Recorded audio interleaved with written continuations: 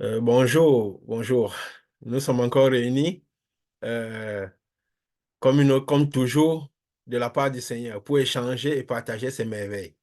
Nous allons faire aujourd'hui, je vais dire, le deuxième épisode de la série de témoignages que Dieu nous a inspiré de donner pour attester tous les enseignements qu'il nous donne, aussi ce qui a conduit à cette œuvre-ci.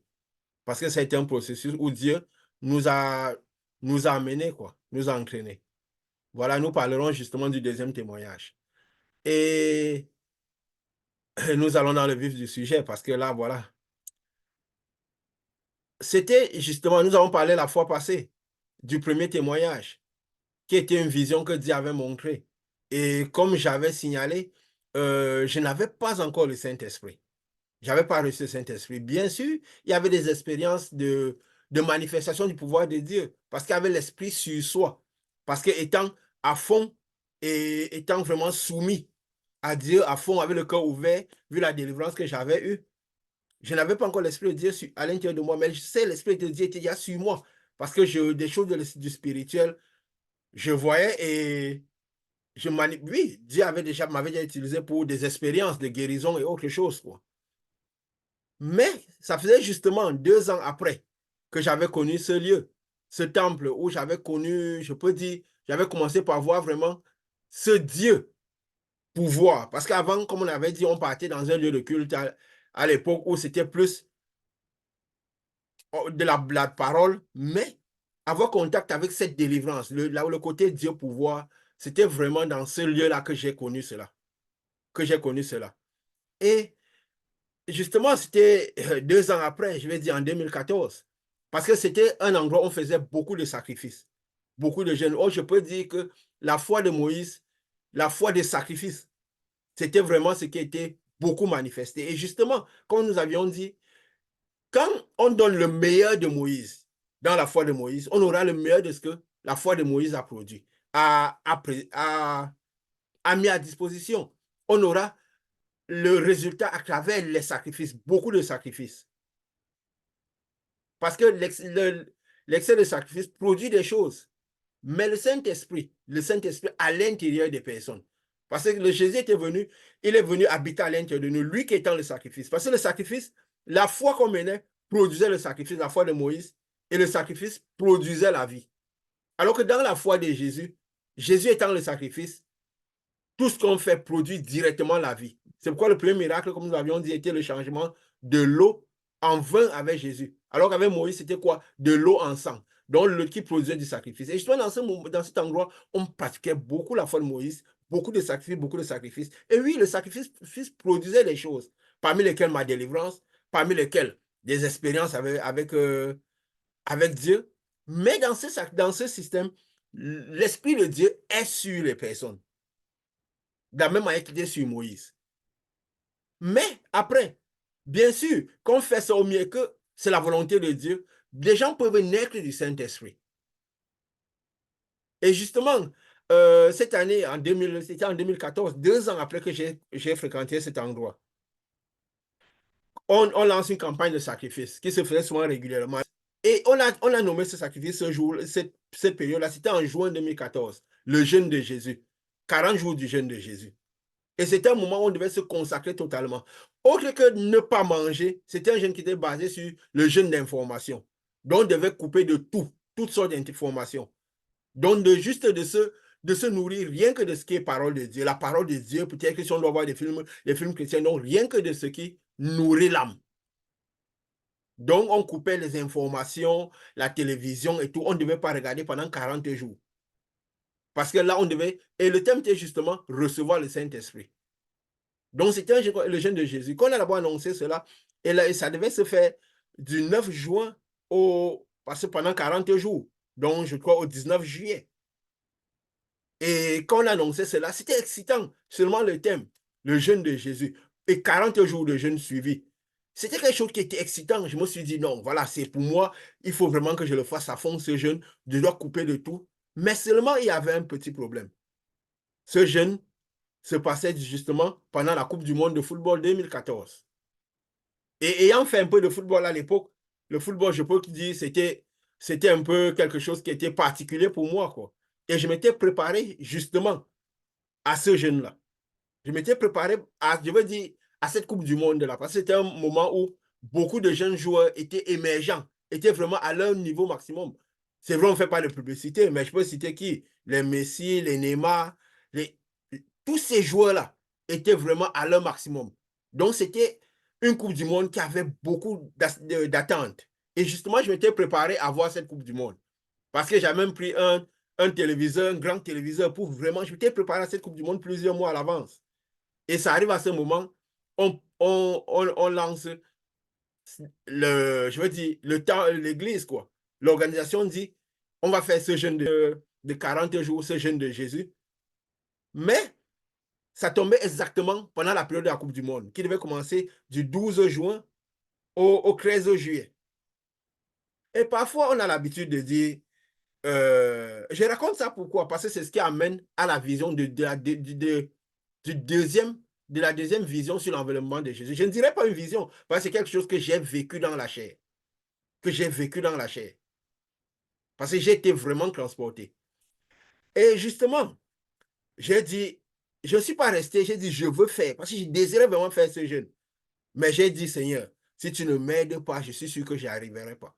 Je ne suis pas venu dire, non, je vais y aller et tout pour t'arrêter en chemin. Plus ça approchait, au début, quand on annonçait cela, je crois 2 semaines avant ou 3 semaines, parce qu'on annonçait souvent ça avant. J'ai dit, oui, je vais le faire, c'est pour moi. 40 jours du jeûne de Jésus, j'étais enthousiaste. Mais plus ça approchait, plus j'avais des difficultés. Tout ce que je devais affronter revenait en surface. Rater une Coupe du Monde pareille, à laquelle je m'étais préparé. J'ai dit, Seigneur, si tu ne m'aides pas, c'est sûr, je ne vais pas y arriver. Je veux le faire, mais c'est sûr, je ne vais pas y arriver. Je ne suis pas resté à dire, non, je veux faire. J'ai dit, c'est sûr, je ne vais pas y arriver. Et à quelques jours, parce que le jeûne devait commencer le 9 juin, à quelques jours seulement du jeûne, je crois peut-être 2 jours, je travaillais. Et comme ça, un responsable m'a déplacé, parce que l'endroit où je travaillais avant, un responsable m'a déplacé pour me mettre dans un autre endroit, pour me dire, pour me donner une tâche à faire, quoi. Alors, à ce moment-là, je me suis trouvé un moment seul. Il n'y avait personne tout autour de moi. Tout de suite, le jeune me revient à l'esprit. Parce que tout le temps, c'était dans ma tête. Je me disais, je ne vais pas y arriver. Je ne vais pas y arriver. Si ce n'est pas Dieu qui m'aide, je ne vais pas y arriver. Je reste, je suis seul. Après, dans mon esprit vient quelque chose que je sens dans mon cœur. Comme une fois qu'il me dit, tu sais d'où je t'ai amené, d'où je t'ai pris. Tu sais quelle était ta vie. Les problèmes de santé que tu as guéris. Le genre de délivrance que tu as eu. Tout de suite, j'ai senti des larmes couler de mes yeux. Couler de mes yeux. Et sur l'instant, j'ai eu une délivrance encore. Parce que sur l'instant, l'envie de voir un seul match est partie sur l'instant. J'ai pleuré, je me suis rappelé, quand on parle même parfois des larmes de repentance, je me suis rappelé d'où je venais, ce qu'a été ma vie. J'ai fini par comprendre l'origine de beaucoup de tracas que j'avais eu dans ma vie avant. J'ai versé des larmes. Je peux dire, je ne sais pas si c'est la chance de Dieu qui a voulu comme ça. Personne n'est venu dans les environs pendant ce moment-là. Et du coup, qu'est-ce qui s'est passé? J'ai versé des larmes chaudes. Dieu m'a dit, tu sais où j'étais pris. Et du coup, quand j'ai fini, les larmes c'est parti avec l'envie totale de voir un match. Et je n'avais plus l'envie de voir le moindre match. Et pendant la Coupe du Monde, je pouvais me passer à côté si je vois qu'il y a un match qui se joue, des grandes nations de foot. Mais même l'envie de regarder, je n'en avais pas. Tout de suite, l'envie est partie. Et j'ai commencé cette campagne de jeûne à fond. Tous les jours, j'étais à fond. Il n'y avait que la Bible que je lisais régulièrement. Regardez, peut-être si je dois regarder ce film chrétien sur la vie de Jésus et tout le reste. Rien que ce qui avait trait à la foi. Parce que, qu'est-ce qu'on devait se désintoxiquer du monde pour, en quelque sorte, s'intoxiquer de Dieu. C'était exactement ça. Parce que le thème, c'était recevoir la présence de Dieu, recevoir le Saint-Esprit. Et moi, je faisais cela à fond, j'étais vraiment à fond. Je m'étais surpris, les matchs, mais je n'arrivais, j'avais presque du dégoût, je n'arrivais à voir aucun match. C'est de l'instant, je peux dire de la minute à la seconde à la minute, tout est parti. On a commencé la campagne, cette campagne-là, on a commencé cette campagne de sacrifice justement le 9 juin. La Coupe du Monde a commencé le 12 juin. J'ai continué et chaque soir, à 22 h, on se voyait à travers il n'y avait pas encore le Zoom. Mais c'était quelque chose, c'était Skype ou je sais pas, je me rappelle plus bien, avec le pasteur. Parce que c'est une église qui est répandue partout dans le monde entier. Partout dans le monde entier.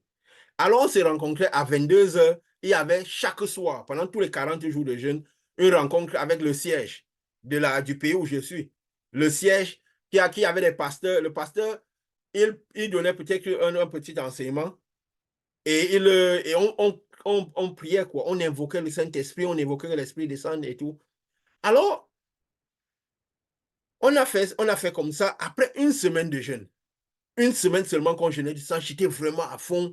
Je m'étais donné totalement, quoi. Quand on cherchait le Saint-Esprit, Seigneur, on a besoin de toi, je te désire plus que tout. Tu es tout ce qu'il faut dans ma vie. Parce que, comme on dit souvent, le Saint-Esprit ne vient pas si on ne le désire pas, comme plus que tout au monde. On est prêt à tout sacrifier pour lui. Parce que quelque chose, c'est le bien le plus précieux. Dieu vient à l'intérieur de nous pour être le numéro un. Pas le numéro. Là, je suis le Seigneur ton Dieu, tu n'auras pas d'autre Dieu que moi. Donc, ça veut dire le jour où je deviens le Seigneur ton Dieu, tu n'auras pas d'autre Dieu que moi. Et pour ça, Dieu, c'est quoi? On va dire Dieu, c'est tout ce qui a la première place dans notre vie. Parce que quand on parle de Dieu, parfois on peut dire, ah, c'est le Dieu du ciel, tout le monde, j'ai mon Dieu, j'ai mon Dieu. Beaucoup de gens, c'est l'argent qui est leur Dieu. Beaucoup de gens, c'est leur femme. Beaucoup de gens, c'est les enfants. Parce que c'est des choses pour lesquelles, Dieu, c'est la seule chose pour laquelle on est prêt à tout. Et moi, j'avais compris justement qu'avant, mon Dieu, c'était le football. C'est vrai, toujours dit, je crois en Dieu, mais mon Dieu, c'était le football. C'est la seule chose pour laquelle j'étais prêt à tout. Je pouvais ne pas manger, je pouvais faire tous les sacrifices possibles à cause du football. Et j'en avais fait beaucoup. Donc, c'est comme c'était mon Dieu. Et Dieu m'a délivré de cela avant de commencer. Arrivé une semaine à peine hein, après ce jeûne-là, je crois que c'était le 16 juin. Parce que c'est là où j'ai dit souvent que c'est ma date d'anniversaire pour Dieu. Après que on a le soir, que le pasteur, il priait, on priait, on clamait à Dieu, on clamait, il conduisait la prière.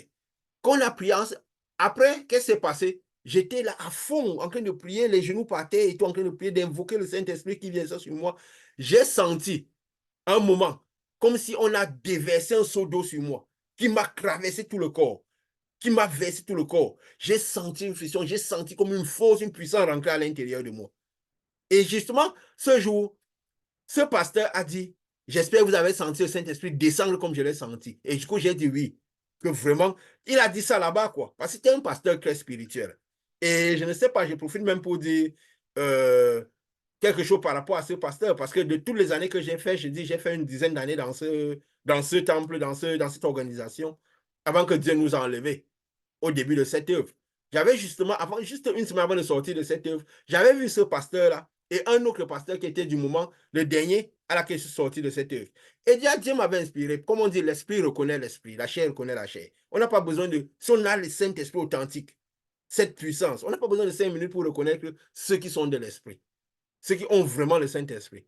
Alors j'avais appris, je la connais toujours, ces pasteurs me résultaient comme étant les plus spirituels de ce que qui était passé dans ces lieux-là, quoi.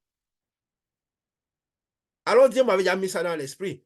Mais alors justement, juste quelques temps avant je vais dire, avant que cette œuvre s'y commence, Dieu me les a montrés tous les deux en esprit. Pourquoi je dis ça? C'est parce que pour savoir ce que c'est que le Saint-Esprit, c'était le Saint-Esprit puissance. Dieu me les a montrés tous les deux.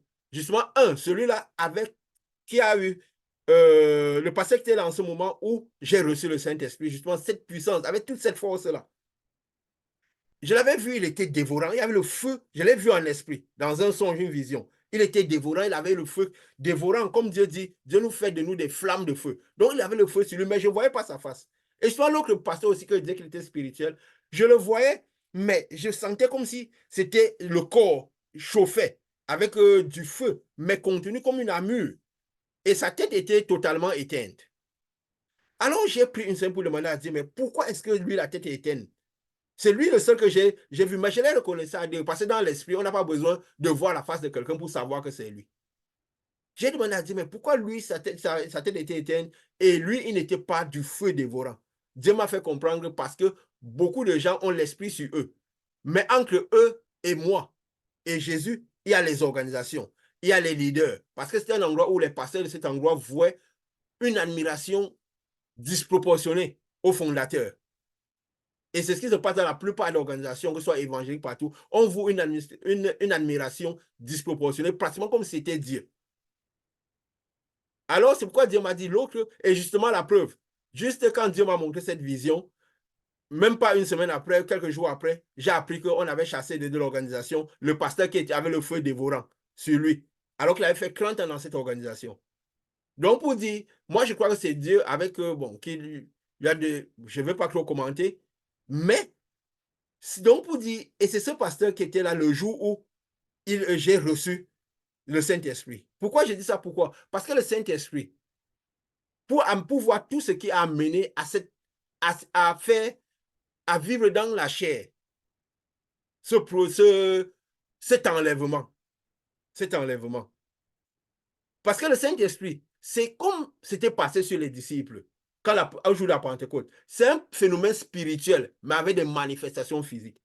Il est écrit quoi? Il y avait un vent impétueux, une grande force et tout. Donc, ça s'est manifesté un phénomène spirituel dans la physicité. Moi, c'était carrément comme si on avait versé un grand seau d'eau sur moi qui m'avait traversé le corps. Et j'ai senti une force, une puissance rentrer à l'intérieur de moi.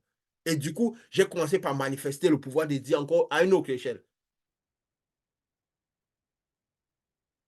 Donc, je ne sais pas. Je vous souhaiterais aussi, si vous pouvez dire peut-être votre petit processus du Saint-Esprit en quelques minutes, avant qu'on le continue, dans ce cheminement pour expliquer ce que Dieu a montré. Je peux dire quoi? Cet enlevant, cette deuxième vision, cette deuxième, je peux dire plus le vécu de l'enlèvement qu'on a eu. Je ne sais pas si l'un de vous peut parler un peu vite comme ça de son processus. Si vous pouvez dire ça brièvement. Parce que nous devons faire comprendre ce qu'est le vrai Saint-Esprit et comment cela arrive.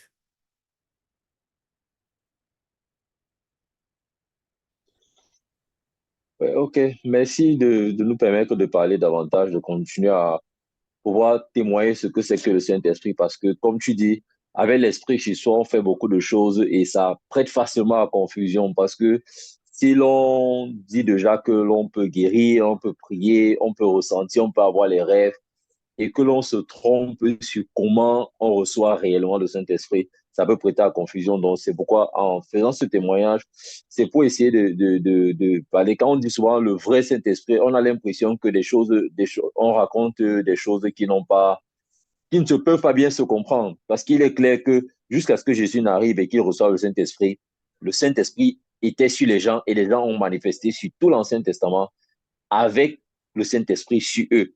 Mais Jésus était le premier qui a permis de recevoir le Saint-Esprit à l'intérieur de lui et qui, aux apôtres à la Pentecôte, a permis que le Saint-Esprit vienne à l'intérieur des personnes. Et c'est dès lors qu'on parle du Saint-Esprit arrivé de façon réelle. Donc, si je veux parler de mon processus, clairement, un peu comme ce que tu disais, ça a été un long processus de désir, de souhait, qui par moments se demande mais comment est-ce que Jésus choisit réellement quelqu'un? On s'alarme chaque jour de se dire quand est-ce que ça va arriver finalement? On écoute la parole, on se met à chercher Dieu dans tous les sens et vouloir le rencontrer pour de vrai. Et à un certain moment, c'est ce renoncement-là. Je veux revenir un peu sur ton témoignage que tu disais tout à l'heure, que quand tu parles de que tu attendais la Coupe du Monde, il y a une étape que tu ne précises peut-être pas. C'est que tu n'étais pas comme tout citoyen qui est passionné du football. Tu as pratiqué le football pendant plus de 20 ans, dans lesquels tu as fait plus de 10 ans en phase professionnelle, qui c'était ton activité de vie. Donc, pour dire qu'on dit que quelqu'un s'est détaché de ça, c'est pas juste une passion de quelqu'un qui regarde le foot, mais c'est quelqu'un qui avait pour sport pratique, pour carrière, footballeur. Donc, que l'on comprenne comment il faut mettre Dieu à une certaine hauteur pour pouvoir, quand on relâche quelque chose. Pour moi, pareil, on cherchait à avoir le Saint-Esprit et on faisait tout ce qu'on pouvait pour se rapprocher, de s'éloigner des choses qu'on ne trouvait pas juste, pas bien dans la vie, qu'on essayait d'être correct au maximum. Et comme je dis, la semaine ou un jour avant que je reçoive le Saint-Esprit, j'étais dans une période de jeûne aussi. C'était une période de jeûne. Dans le culte, le lieu de culte où je partais, on pratiquait le jeûne. Chaque début du mois, on faisait toute la première semaine, c'est une semaine de jeûne et de prière. Et cette fois-là, on était en train de faire une semaine de jeûne et de prière. Si on sortait à 6 heures le matin, on faisait les prières. À midi, on le refaisait et à 18 h on le refaisait. Mon Seigneur, le service me permettait de pouvoir participer à celle du matin et celle de midi. Pour le soir, c'était difficile parce que je ne me permettais pas de quitter le bureau avant l'heure pour pouvoir partir. Mais je me débrouillais à être assidu le matin et à midi. Et c'était le jeudi avant que je parte, que je ne reçoive le Saint-Esprit le vendredi. Je me suis dit, Seigneur, il y a un certain revenu que j'obtiens qui ne t'honore pas. Et j'en avais vraiment besoin en ce moment. Et j'ai dit, Seigneur, est-ce que c'est juste que je sois en train de recevoir un revenu pareil et je continue de marcher derrière toi? Ça ne t'honore pas. J'ai dit, Seigneur, quoi qu'il en arrive, je me séparerai de ce revenu. Je préfère que ce qui arrive, arrive. Et j'ai directement fait un message vocal à mon épouse disant, s'il te plaît, nous ne pouvons plus continuer à consommer ce revenu. Donc non seulement j'avais pris la décision à l'intérieur de moi-même, mais j'ai essayé de poser un acte qui m'empêcherait de revenir en arrière. Et le lendemain, quand je suis parti à la prière du matin, on a prié et j'ai ressenti comme une force qui a créé à l'intérieur de moi depuis la tête et qui me traversait complètement le corps, qui s'est logé dans mon ventre et qui a fait comme si c'était un tour, comme si quelque chose s'installait. Ça a tourné, tourné et puis ça s'est reposé là dans mon ventre, comme ça là. Donc, on était en train de prier. Je suis resté là, je priais toujours de façon ardue. Et même quand je suis parti après la prière, j'ai demandé au pasteur qui était à côté, je veux que tu continues de prier pour moi. C'était la troisième fois que je lui disais, je veux que tu pries pour moi afin que je reçoive le Saint-Esprit. Il a continué à prier et puis après ça, on s'est séparés. C'était un gars l'heure d'aller au travail et il me disait, est-ce que c'est pas de temps d'aller au travail? Je lui ai dit non, je veux seulement rester à prier. Peu importe, je vais expliquer ce que j'ai expliqué au travail, mais pour moi, c'est aujourd'hui.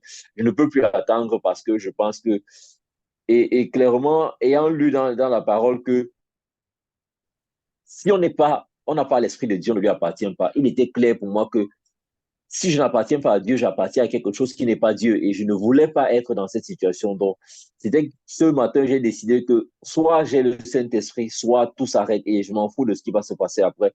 Donc, c'est comme ça qu'après ça, je suis arrivé au bureau. J'ai commencé à ressentir que j'avais une manifestation différente. J'avais une présence sur ma tête presque permanente. Que dès que j'ai seulement l'idée de parler de Dieu, je sens comme un nuage qui entoure ma tête. Et c'était ça, les manifestations du Saint-Esprit. Cette semaine-là, c'était un vendredi, le lendemain du jour que j'ai pris cette décision, et je suis parti, je priais le samedi, aller faire un travail pour l'église là où j'étais. J'ai lavé pratiquement toute l'église, c'était la première fois. Là où je travaillais, j'avais déménagé et tout le reste, mais j'ai décidé de prendre ce travail-là, de laver l'église. Et quand je rentre le soir, pendant que je méditais, Dieu me met à cœur d'un de mes collègues qui ne se sentait pas bien, qui avait un problème de dos qui ne parvenait pas à tenir. Le soir, je suis parti le rencontrer et j'ai suivi l'élan de l'esprit que j'avais. J'ai fait une prière pour lui. Et quelques jours après, il a pu trouver la guérison. C'était la première fois que ça se manifestait de façon très physique comme ça. Et c'était justement le lendemain du jour où j'ai reçu le Saint-Esprit. Donc, je vous dis, quand on parle du Saint-Esprit, c'est ce phénomène dont tu parlais qui est spirituel, mais qu'on ressent dans le physique. Comme on a dit, les apôtres, il y avait les langues impétueuses. Pour Jésus, on avait dit qu'on a un vent qui a soufflé et qu'on a vu quelque chose de sangle sous la forme corporelle d'une colombe, mais c'était un nuage, c'était une lumière qui arrivait. C'est comme ça que moi, j'ai reçu le Saint-Esprit, de sentir un phénomène physique qui entre à l'intérieur de moi, qu'il y avait un autre esprit à l'intérieur de moi qui entrait. Donc, c'est un peu ce que je peux apporter comme témoignage sur le Saint-Esprit. Bon, pour la suite, on a continué à avoir des manifestations et constamment, pendant qu'on parle, qu'on agit, qu'on fait des choses pour Dieu, on est connecté à lui et on peut sentir sa présence à l'intérieur de nous, on peut sentir qu'on Ouais. manifeste et qu'on vit sa puissance. Donc voilà un peu ce que je peux dire sur le phénomène que j'ai vécu pour le Saint-Esprit, si ça peut aider à amener quelqu'un à comprendre un peu de quoi il s'agit. Je vais préciser pour dire que j'ai eu une interaction avec quelqu'un pas plus tard que c'est le week-end dernier. On s'est rencontrés par hasard dans un endroit et on parlait parce que j'étais dans le même lieu de culte que lui avant que Dieu ne nous fasse sortir des cultes. Et, et il me parlait des œuvres du Saint-Esprit, il me disait la bonté, le pardon, la tolérance. Et je lui disais, non, mon frère, la plupart de ce que tu dis là, je l'ai pratiqué en partie dans ma vie avant même de commencer par aller à l'église. Même les Et je paroles. pense qu'il y a un grand nombre de personnes qui pratiquent la bonté, l'amour, la tolérance, si ce sont ça les œuvres du Saint-Esprit. C'est que c'est quelque chose qui est généralisé et il ne faudrait pas que les gens se trompent sur ça parce qu'on n'a même pas besoin d'être chrétien pour pouvoir pratiquer un certain nombre de choses de façon sincère et de façon profonde. Mais avoir le Saint-Esprit qui est celui qui donne le gage du salut et la lumière de Dieu, c'est un autre débat. Donc, voilà un peu ce que je voulais dire pour ajouter à ce témoignage de ce que j'ai vécu quand je recevais le Saint-Esprit. Merci. Oui, je te remercie parce qu'il est très précieux.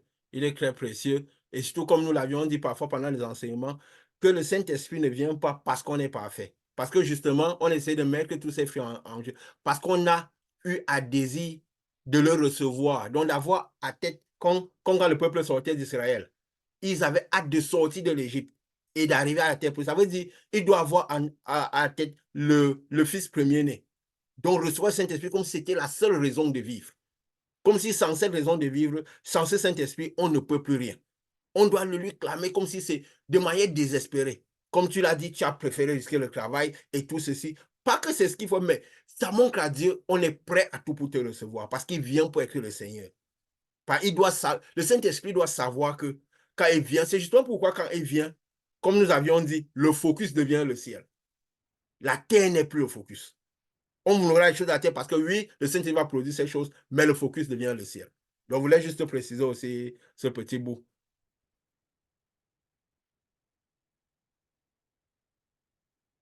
Oui, je voudrais ajouter que, comme on dit que le Saint-Esprit, quand il vient, c'est pour être le Seigneur dans notre vie. C'est parce que ça va nous amener à faire des choses qu'on ne pouvait pas s'imaginer qu'on serait capable de faire. Quand je dis des choses, ce n'est pas réaliser des miracles, c'est des renoncements, c'est de se retrouver seul, c'est de se retrouver incapable de soutenir l'adversité. Parce que les regards, tout le monde se demande qu'est-ce que tu deviens, pourquoi. Et comme j'expliquais à celui que j'ai rencontré, je dis, ça aurait été difficile pour moi de te dire que je suis sorti de l'église. Tu m'as vu, j'étais engagé dans l'église. Mais parce que c'est Dieu qu'on sait, il n'y a aucun problème à ce que tu n'aies plus jamais envie de me parler, que tu n'aies plus jamais envie que tu sois en train de me critiquer.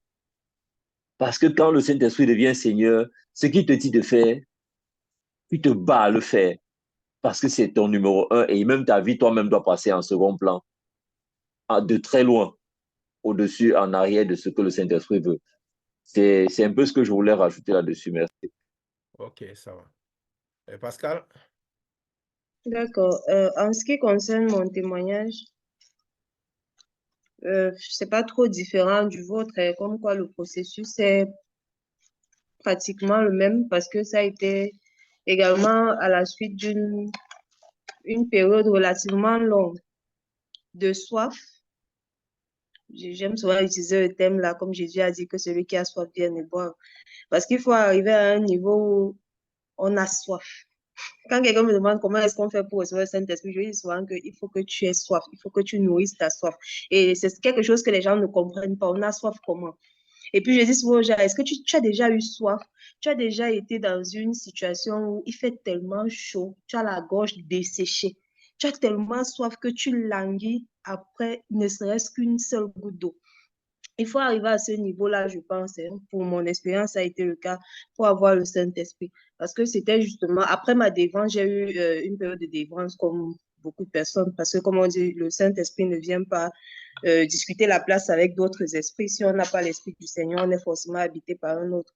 Donc, j'ai eu une période de délivrance et une période de quête du Saint-Esprit où c'était vraiment une période où je désirais, je languissais, je pense que c'est le mot, après le Saint-Esprit. J'essayais vraiment de prier pour avoir le Saint-Esprit. Et chaque fois, je me disais, cette parole-là, celui qui n'a pas mon esprit ne m'appartient pas. Franchement, ça a été comme un choc. Et chaque fois, je me disais, mais Seigneur, je ne t'appartiens pas, j'appartiens à qui? Je ne veux pas appartenir à l'autre. C'est à toi que je veux appartenir. Je veux être ton enfant. Seigneur, scelle-moi de ton sceau. Mets ton cachet sur moi, quelque chose qui prouve que je t'appartiens, que je suis ton enfant, je veux pas aller ailleurs et tout ça. Donc, il y avait vraiment ces moments de cris, de désespoir, de quelque chose qui vient vraiment des tripes, de l'intérieur de soi, cette grande envie de recevoir le Seigneur. Et même si on fait cette marche un peu à l'aveugle, parce que quelque part, on ne sait pas ce que c'est. Donc, concrètement, le moment où j'ai reçu, j'écoutais à ce moment-là, parfois quand je tombais sur il y a des pasteurs qui font des vidéos, en fait, des cultes qui sont filmés, des séminaires filmés, où il y avait alors des programmes pour recevoir le Saint-Esprit. Donc, j'écoutais plusieurs comme ça. J'avais écouté plusieurs. Et quand je regardais les commentaires, certaines personnes disaient avoir reçu. Et moi, je suis tombée sur un programme qui est pasteur d'une église, pasteur associé. Son mari est pasteur principal. Et elle faisait un programme. Il y avait justement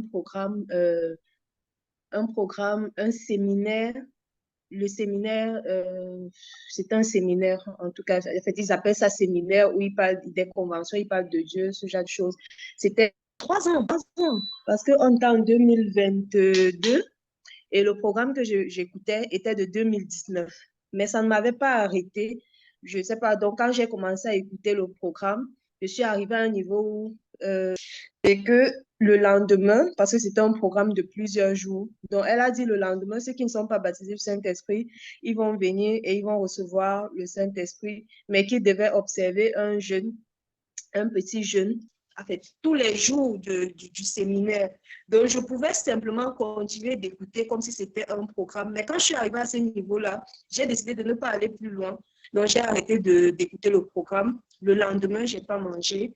J'ai commencé à écouter pendant que je faisais d'autres choses. Et quand c'est arrivé au moment où elle devait prier, parce qu'elle avait dit qu'elle allait prier pour le Saint-Esprit, je me suis retirée.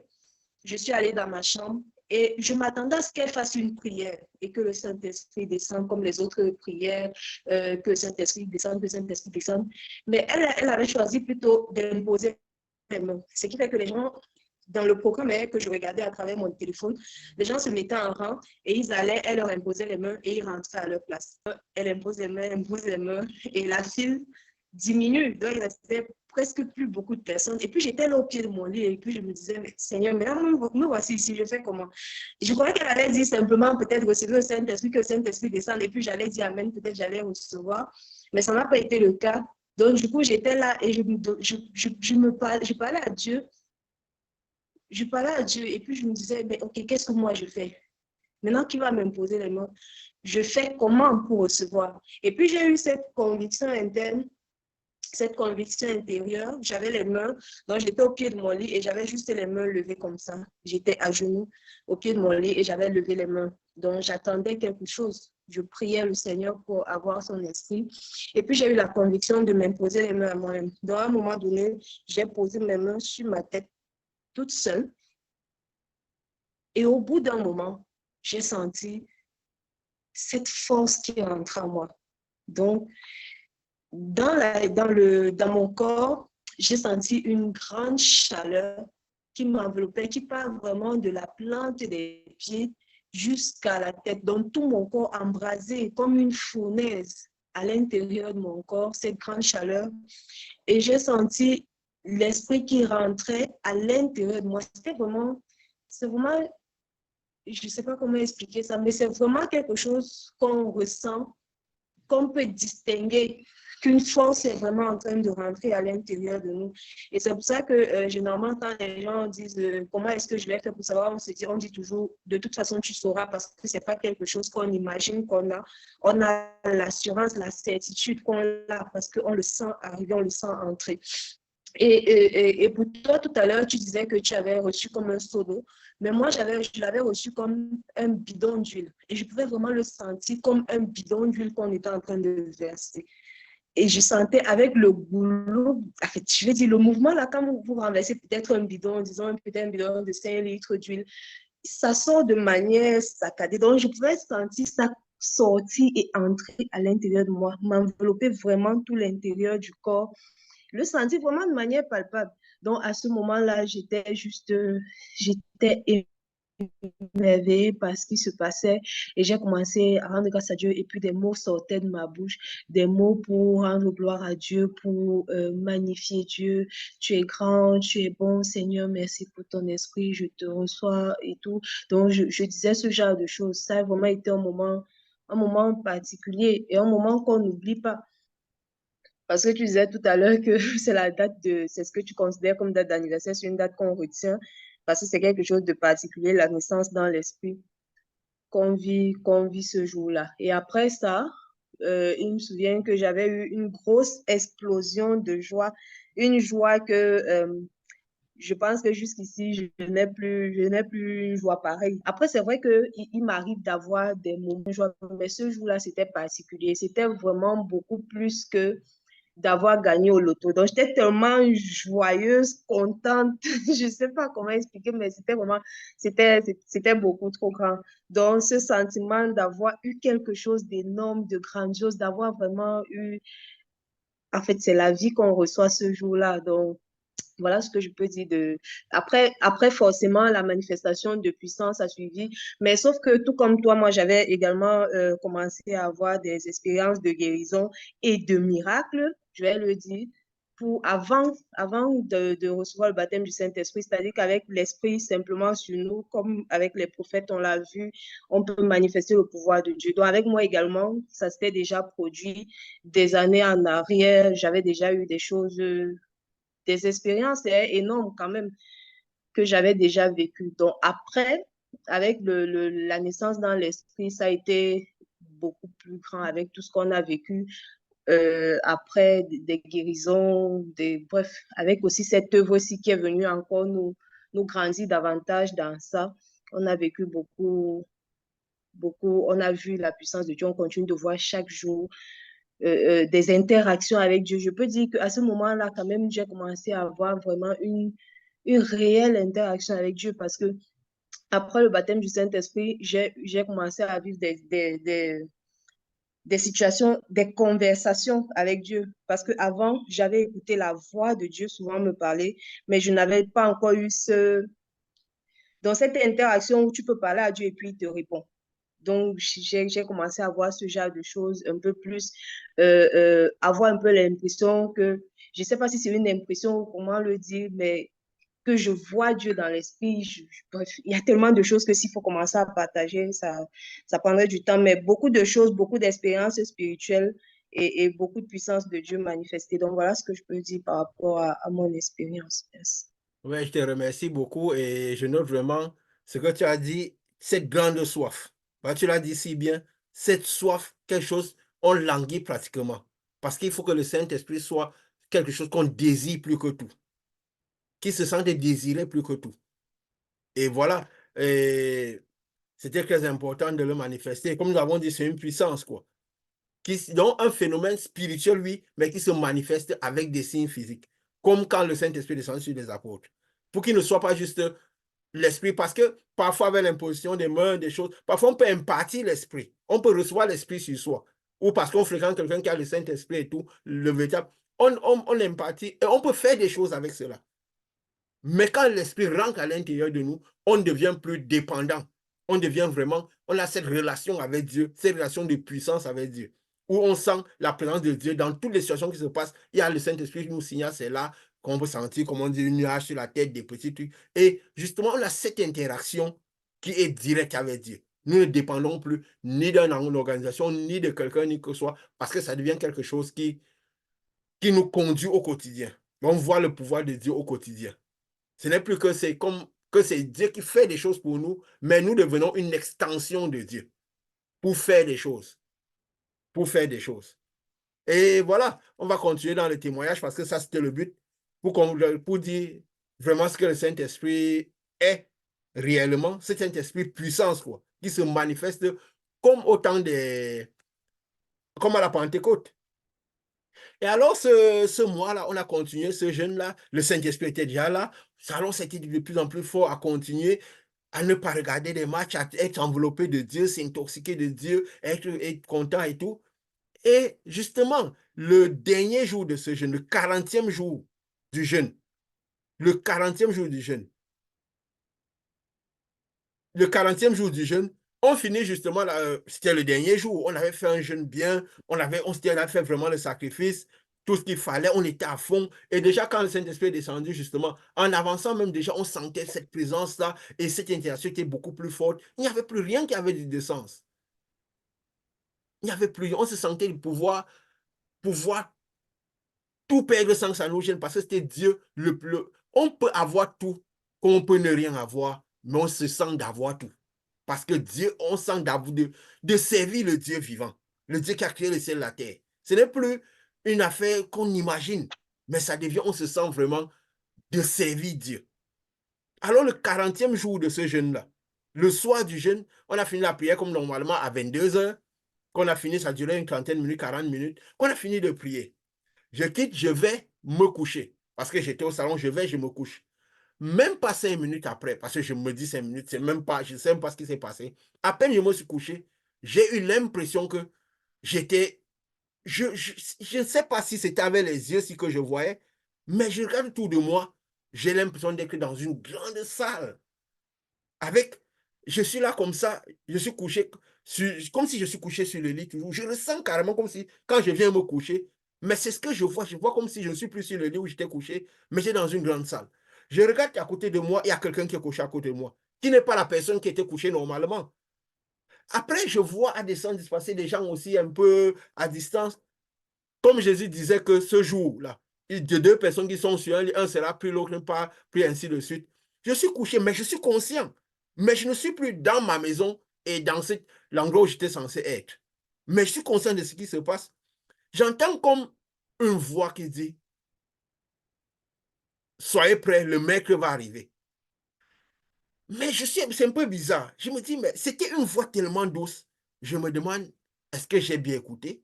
Quelqu'un a parlé, je me pose des questions. Je me retourne, je vois celui qui est là à côté de moi, il ne bouge pas. Je regarde, je vois là comme ça. Je me lève, je m'assois sur le lit.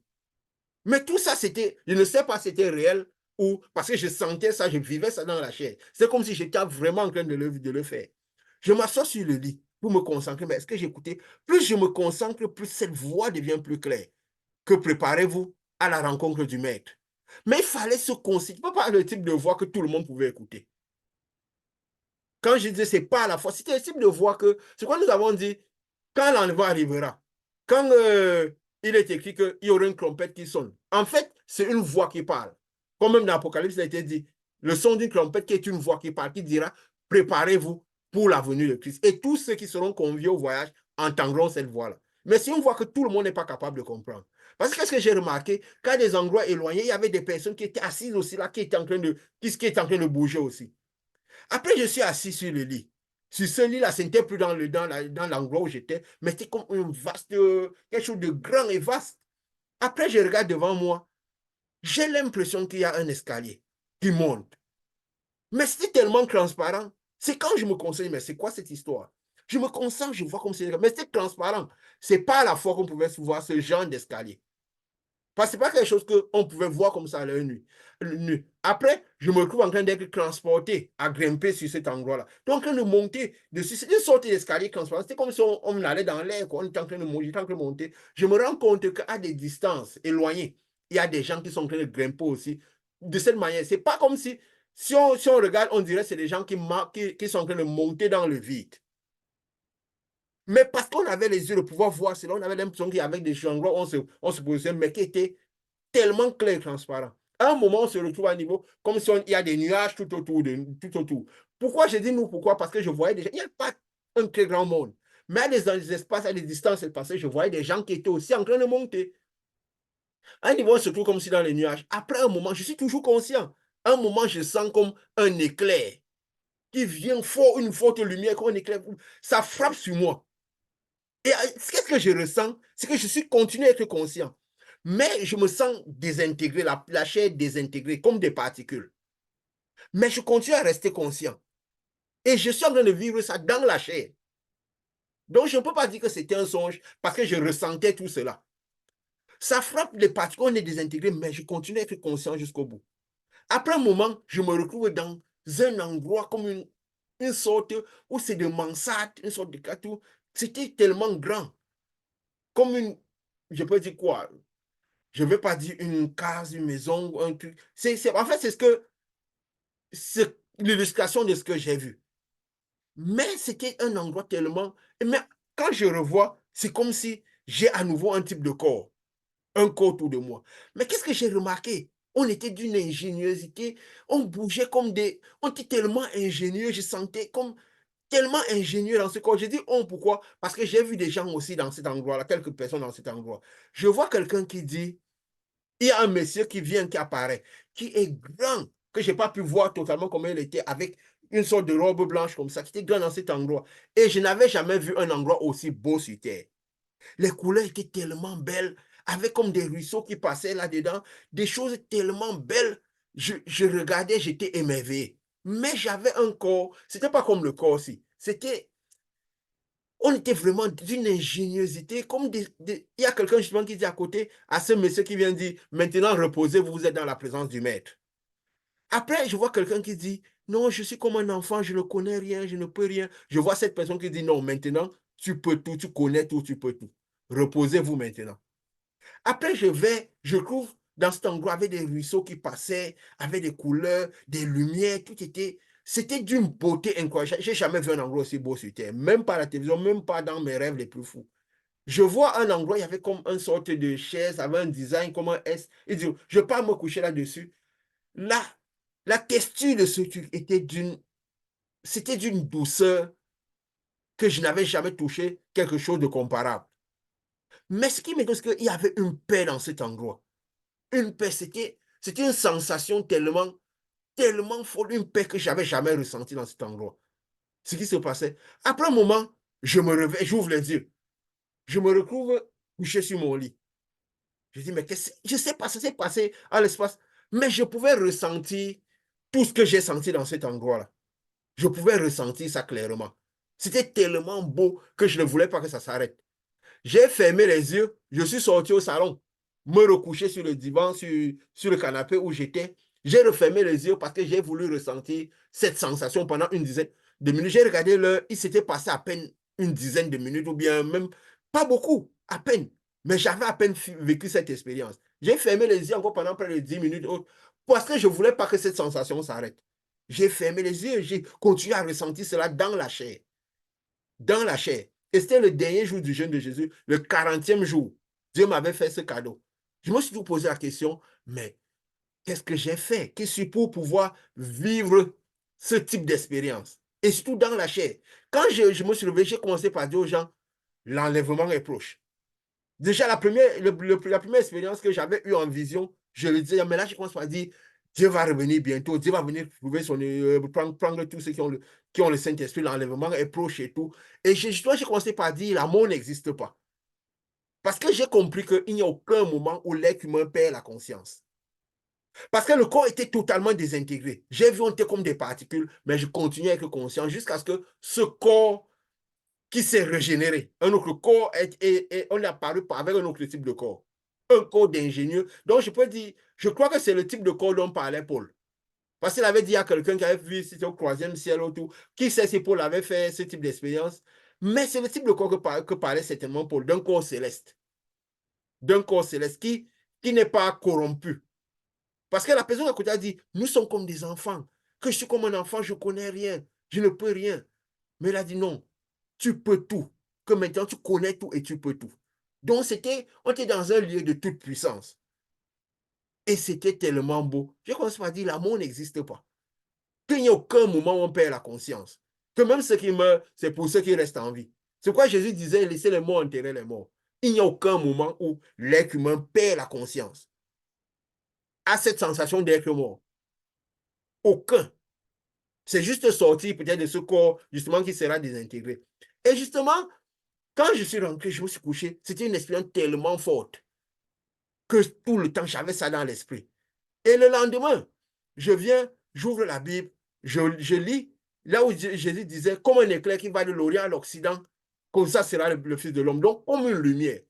Et quand j'avais lu, parce qu'il ne m'avait jamais attiré l'attention, ou je ne l'avais jamais lu, j'ai dit, ah, mais c'est vraiment ce que j'ai vu. C'était comme une éclair, une lumière qui passait, mais un éclair qui est venu, qui m'a frappé. Et je pense que c'est quoi je disais, que cet éclair servira à désintégrer le corps physique. Parce que c'est là la lumière qui viendra. Et tous ceux qui ont le Saint-Esprit entendront une voix qui leur dira, comme on a dit dans la police, qui dit montez ici. Ils entendront une voix qui leur dit, une trompette.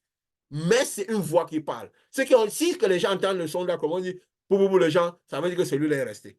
Ceux qui entendront clairement une voix qui parle. C'est une voix que pas tous pourront comprendre. Ce n'est que ceux qui seront conviés au voyage qui écouteront cette voix-là.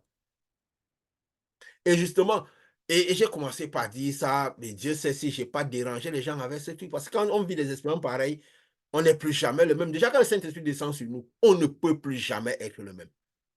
Le Saint-Esprit ne vient pas pour qu'on s'améliore. C'est pour qu'on soit totalement transformé. Donc, c'est un processus on ne peut plus jamais être le même. Le ciel devient notre focus. La terre n'a plus vraiment de réelle importance pour nous. Bien sûr, le Saint-Esprit va produire des choses parce qu'on ne peut pas recevoir le Saint-Esprit et manquer tout ce que Jésus a dit. Le Saint-Esprit, par-dessus tout, est là. Et le royaume des cieux par-dessus nous et les choses par-dessus, toutes les choses vont suivre. Parce qu'on ne peut pas avoir le Saint-Esprit être une confusion pour Dieu. Donc, ne pas recevoir de pain quotidien, des choses de la santé. Parce que Dieu, quand Dieu nous donne le Saint-Esprit, il nous envoie manifester justement cette puissance. On ne peut pas donner ce qu'on n'a pas. Surtout en ce qui concerne le temple, le corps. On a cette interaction avec Dieu. Donc, je me suis posé la question pendant des années, pourquoi est-ce que Dieu m'a fait ce cadeau? Parce que ce n'est pas une vision comme la première fois que j'ai vu, mais c'est quelque chose que j'ai carrément vécu tout le processus d'enlèvement, où je suis monté, j'ai senti le corps se désintégrer, après j'ai eu ce nouveau corps, après je suis revenu encore. Carrément, j'ai pu sentir toutes les sensations dans la chair et j'ai senti même cette paix, cette joie, ce qui se sentait dans cet endroit. C'est une paix que je ne crois pas que ce type de paix peut exister ailleurs que dans cet endroit-là. C'est vrai qu'on a le Saint-Esprit, on a la paix, on a la tranquillité, mais ce qu'on ressentait dans cet endroit, c'était amplifié. C'était tellement amplifié que quand je suis revenu en moi, pas que revenu, quand j'ai ouvert les yeux, j'ai dit, mais où est-ce que j'ai été? Où est-ce que j'ai été? Mais je continuais tellement à sentir cette sensation-là que j'ai refermé les yeux, je me suis déplacé pour continuer à sentir cela. Et je crois que j'ai fait ce genre d'expérience à cause de cette œuvre, ce qu'il a donné par la suite. Par exemple, je me suis demandé pourquoi ce type d'expérience, surtout de cette manière. Et je crois que c'est aussi à cause de cette œuvre que nous faisons où Dieu nous a conduits là-dedans, quoi. Voilà, c'est un peu cette expérience, cette deuxième expérience de l'enlèvement. Donc, quand parfois nous parlons de l'enlèvement, nous parlons des choses, parce qu'on a commencé par avoir une certaine interaction avec Dieu, une certaine manière de comprendre Dieu. Et justement, même avant cette œuvre-ci, la manière dont Dieu, la parole, je l'écoutais, était toujours différente. J'avais souvent l'impression quand j'ouvrais la Bible, des mots s'élevaient. J'avais toujours une compréhension de la Bible très différente. Et comme je dis, pour même commencer cette œuvre, je demandais à Dieu, essaye de me jeter dedans. Parce qu'on réalise que les choses qu'on dira, ça ne sera pas évident à comprendre. Parce que Dieu me tient dans le cœur. La manière dont la compréhension que j'avais de la parole était toujours différente de tout ce que j'entendais partout. Et quand Dieu a commencé cette œuvre, il a dit, je ne t'entraînerai pas des choses nouvelles. Il avait convaincu que on parlerait de la lumière. Parce que même déjà avant, parfois, il disait non, Dieu, la lumière. Je crois que le site, on publie, j'ai créé le site, peut-être même 4 mois, 5 mois avant de commencer par vraiment que cette œuvre commence. Mais j'avais du mal à rentrer parce que toute vraie œuvre de Dieu, on ne peut pas plonger dedans. Parce que celui que Dieu envoie, si Dieu envoie un messager, parler de lui. Dès le départ, il va réaliser la difficulté. Comme Moïse a regardé. Parce que parfois, on n'a rien pour attirer les regards. Donc, c'est quand j'ai compris le pourquoi de cette expérience, ces expériences, avec l'enlèvement. Et c'était la deuxième fois que Dieu faisait cette expérience, me montrait faisait vivre cette expérience d'enlèvement. Bien sûr, plus marquant, parce que là, c'était vraiment dans la chair. On était vraiment transportés. Et justement, Dieu a donné cette œuvre, il nous avait dit que je vous entraînerai par un grand œuvre, par tout ce qui est nouveau, que tout ce que vous direz ne sera jamais dit ailleurs. Et ça a été le cas. Toutes les semaines depuis septembre 2022 que ça a commencé jusqu'à aujourd'hui, ça a été tous les jours, tous les dimanches différents, toutes les réunions différentes. Et qui nous impressionnait nous-mêmes. Parce qu'un contexte, c'est que d'écouter quelque part où Dieu te dit, je manifesterai une puissance qui n'a pas été manifestée. Les gens, on invoque la lumière qui descend, qui touche, c'était vraiment, et on vit ce qu'on enseigne. C'était arrivé à ce moment-ci où Dieu nous convainc. Parce que pourquoi nous commençons par donner ce témoignage? Nous l'avions dit, mais nous, pourquoi Dieu a convaincu? Pourquoi? Comme nous disions, cette année 2024, c'est une année critique.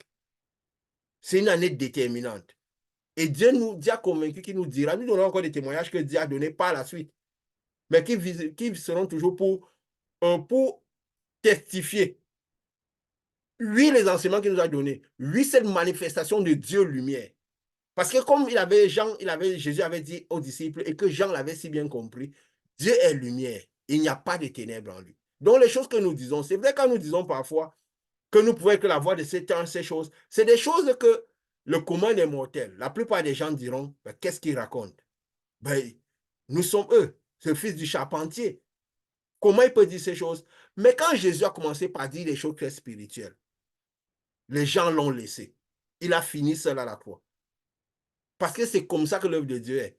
Si aucun prophète n'a eu la foule autour de lui, ils étaient battus, ils étaient expulsés, ils étaient combattus. Si une manière de faire n'est pas comme celle de Jésus, n'est pas ce qui arrivait au temps des prophètes authentiques de Jésus, ça veut dire que cette œuvre profite au malin. Si l'œuvre est spirituelle,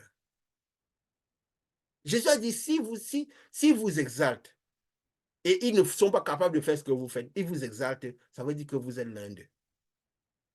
C'est pourquoi nous donnons ces témoignages et nous allons continuer cette série de témoignages pour manifester, pour que les gens soient prêts, pour vraiment que, comme nous l'avons dit, c'est le moment plus jamais. Je suis content aussi parce que nous avons parlé du Saint-Esprit. Ce qu'est le Saint-Esprit authentique. Et c'est vrai que pendant les enseignements, nous avions souvent parlé, mais que nous avions parlé ce qui conduit à ce Dieu puissance, ce Dieu lumière.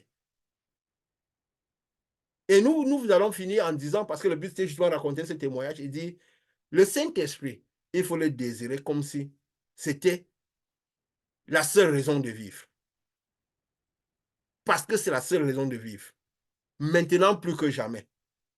Maintenant plus que jamais que Jésus, cette lumière, est prête de venir pour retirer son église.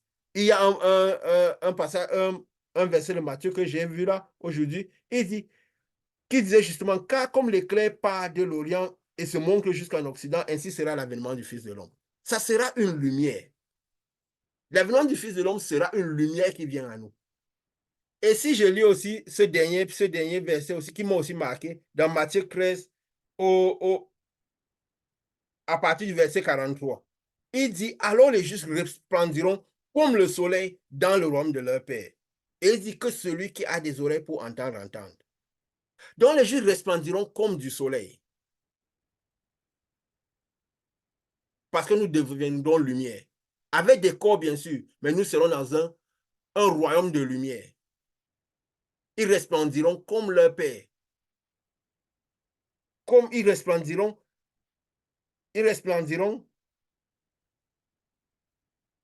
alors les justes resplendiront comme le soleil dans le royaume de leur Père. Voilà, comme nous allons terminer justement à dire cela, que le Saint-Esprit soit le désir. Manifestons la soif de recevoir le Saint-Esprit pour celui qui n'a pas. Parce que comme vous l'avez noté, et moi aussi, c'est une phrase, c'est un verset, c'est quelque chose qui m'avait traumatisé. Quand j'avais lu, celui qui n'a pas mon esprit ne m'appartient pas. Je me suis dit, ben, si je n'appartiens pas à Dieu, à qui j'appartiens? Vous tous, vous l'avez noté que la connaissance de ce verset vous a fait un effet particulier. Et c'est justement ça la force qui nous a poussé à désirer ça comme c'était notre seule raison de vivre. C'est quoi nous avons souvent dit que l'amour de la vérité, c'est la base de toute chose, au-delà de l'amour de Dieu. Parce qu'on a l'amour de la vérité et qu'on rencontre ce type de verset, c'est quelque chose qui nous trouble. Si on a l'amour de la vérité, on ne passe pas dessus. Et c'est ça qui produit, qui nous amène à rencontrer l'esprit de vérité, qui est ce Saint-Esprit.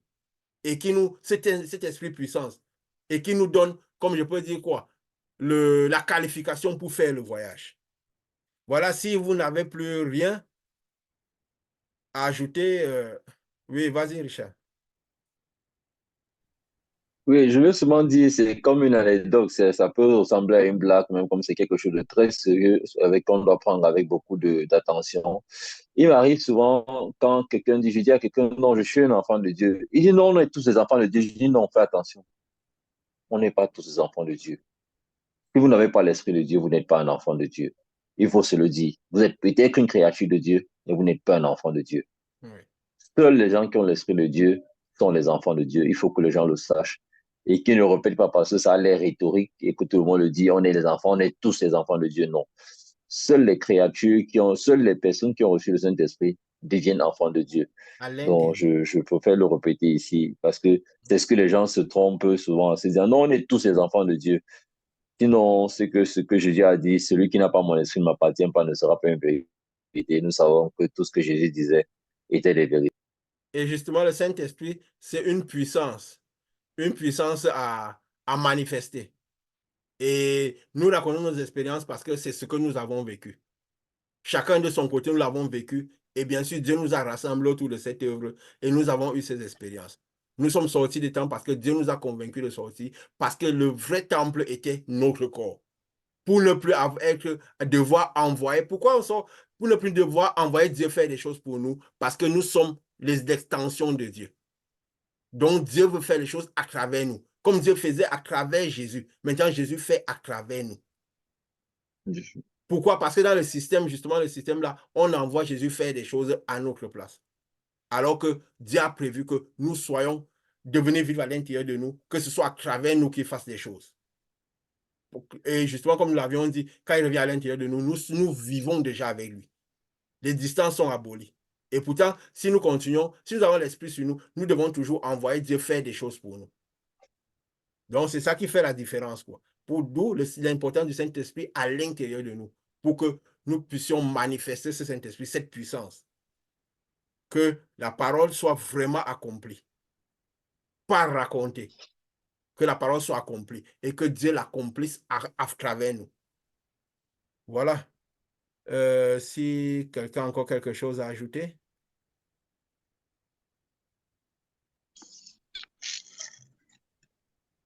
Jean, je dis que j'espère que les témoignages que nous avons donnés ici vont permettre d'édifier ou de conscientiser, je ne sais pas si c'est le thème, les personnes qui vont écouter. Parce que dans les interactions que j'ai déjà eues, quand tu parles à quelqu'un du baptême du Saint-Esprit, pour beaucoup qui fréquentent des églises, qui disent connaître Dieu ou être enfant de Dieu depuis des années, souvent plus de 10 ans, beaucoup d'années, beaucoup sont étonnés du langage qu'on leur tient et beaucoup ne comprennent pas. La question qui revient souvent, c'est est-ce que c'est comme sur les disciples? Parce qu'ils sont convaincus, comme on enseigne dans les églises, que si tu dis je donne ma vie à Jésus ou bien je reçois Jésus comme mon Seigneur et Sauveur, tu deviens enfant de Dieu, tu as déjà le Saint-Esprit. Mais je ne sais pas, c'est comme tuer des personnes, c'est comme tuer des âmes en fait. Je ne sais pas si c'est par ignorance que eux-mêmes ils le disent ou c'est vraiment pour conforter les gens et faire en sorte que les gens se sentent bien et acceptés dans le milieu. Je ne sais vraiment pas dans quelle intention ces dirigeants d'église le font, mais c'est vraiment tuer des personnes parce qu'il y a des personnes qui vont être à l'église 10 ans, 20 ans et ne pas savoir qu'ils ne sont pas enfants de Dieu.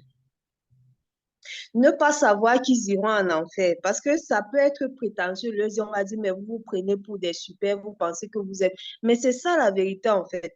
Il faut l'avoir vécu, il faut connaître ces choses pour le savoir, que des personnes iront en enfer après avoir donné 20 ans, 25 ans de leur vie. Enfin, parce qu'ils pensent qu'ils ont donné 25 ans de leur vie à Dieu, qu'ils pensent ils ont marché 20 ans avec Dieu, pourtant, ils étaient à côté de la plaque.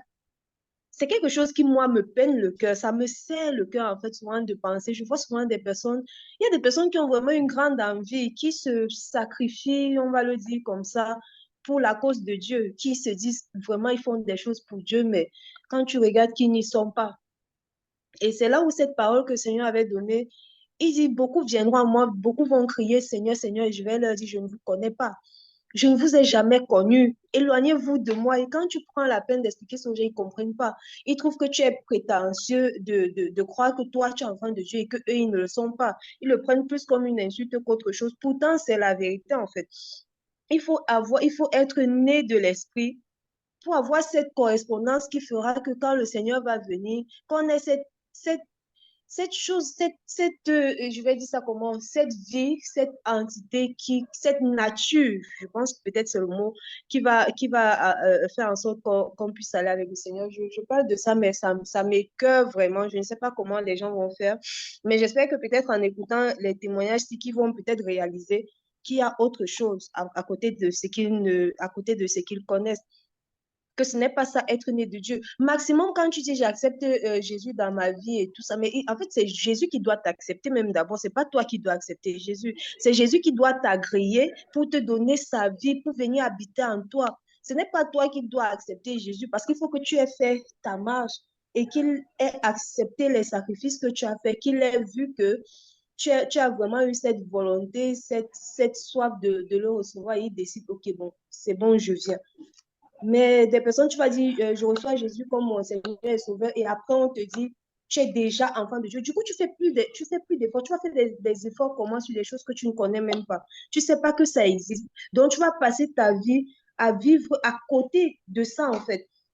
Ils demandent souvent, est-ce que c'est comme à la Pentecôte? Et quand je raconte mon témoignage, tu vas entendre des personnes te dire, ah bon, c'est parce que tu as une grâce particulière. Non, Dieu veut que tout le monde vive ça.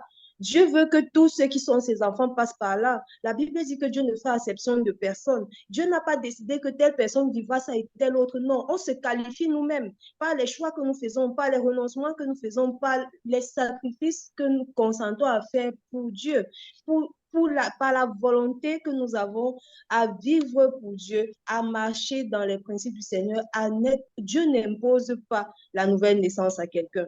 Dieu, comme c'est toi qui dis souvent, Blondel, que Dieu ne fait pas de cadeau de salut. Il n'y a pas quelqu'un qui va s'asseoir un jour et puis va recevoir le Saint-Esprit, non. Il faut que tu l'aies désiré. Il faut que tu aies voulu l'avoir. Il dit que celui qui a soif, mais si tu n'as pas soif, si tu manifestes pas le désir, tu manifestes pas l'envie. Parce que même pour Corneille, Dieu dit que, la parole de Dieu dit qu'il a vu les sacrifices que Corneille a fait. Que Corneille faisait des sacrifices tout le temps. Il faisait des œuvres pour Dieu. Il faisait des aumônes. Donc, il observait, disons qu'il observait la loi de Moïse comme il pouvait. Il faisait le maximum pour Dieu, pour vivre pour Dieu, pour marcher avec Dieu. Et Dieu a vu tout ça.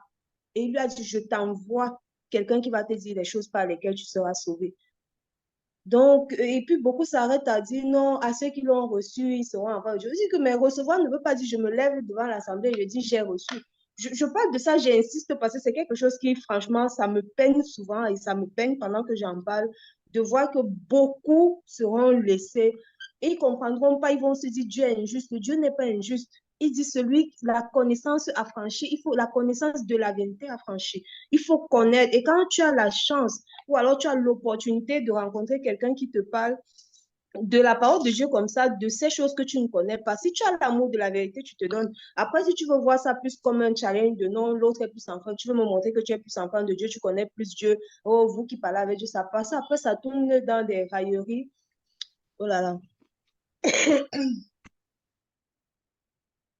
Je te comprends et ça fait une grande peine, ça fait une grande peine, ça fait une grande peine.